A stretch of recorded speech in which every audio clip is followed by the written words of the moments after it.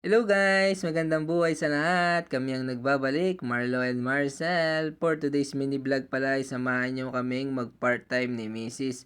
Araw pala ng Friday ito dito sa Kingdom of Saudi Arabia. At ayabang naglalakad kami, nadaanan namin itong park na maganda dito. Sa atin parang carnival ito, kung tawagin. At dito naman sa kanan ay National Museum pala yan dito sa Riyadh, Kingdom of Saudi Arabia. At ayun naman, naglalakad na si Mrs. papunta sa bus station.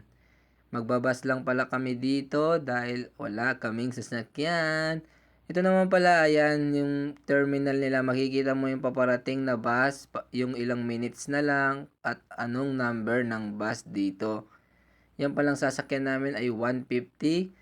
At ayan naman pala, nakasakay na kami. Sobrang aba pala ng bus dito at sobrang linis guys.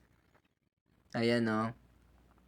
At dito pala hindi uso yung conductor ng mga bus. Dito pala magsaswipe ka lang ng ATM. Pwede kang bumili ng ATM sa kanila o card.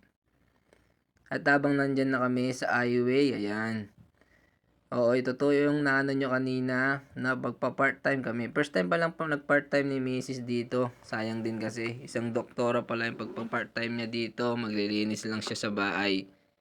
Magkano nga ba yung per hour ng part-time dito? Ito kasi yung part-time dito is 50 real per hour. Dahil 3 hours siya magpa-part-time, may 150 stars siya. O 2,000 real. Diba sayang din guys? 3 hours lang. Tapos day off na namin. Kaya sabi niya, kukunin niya. Ayan pala yung bahay ng part-time ni Mrs. Ayan, di ko na siya na video na pumasok. Dahil baka magalit yung amo. Ganda pala ng bila dito guys. At habang iniintay ko pala si Mrs. dyan sa labas. Ayan, dati rin pala ako nagpa-part-time dito sa Kingdom of Saudi Arabia. Kaso, na-scam tayo ng isang kapwa nating Pilipino din na nagbigay sa atin ng trabaho dito na mag-part-time. Kaso, pinangakuan lang tayo ng yung bayad natin. Hindi niya binigay. Yun yung masama dito. Kapwa mo Pilipino, yung pa rin yung tatalo sa'yo, di ba? Kaya ano na ako mag-part-time.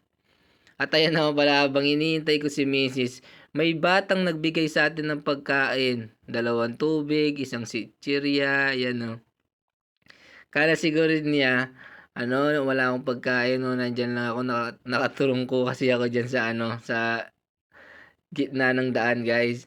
Kaya siguro, alam mo na, mababait yung mga bata. Nabigla na lang ako lumapit yung bata. Binigyan tayo ng 2 tubig.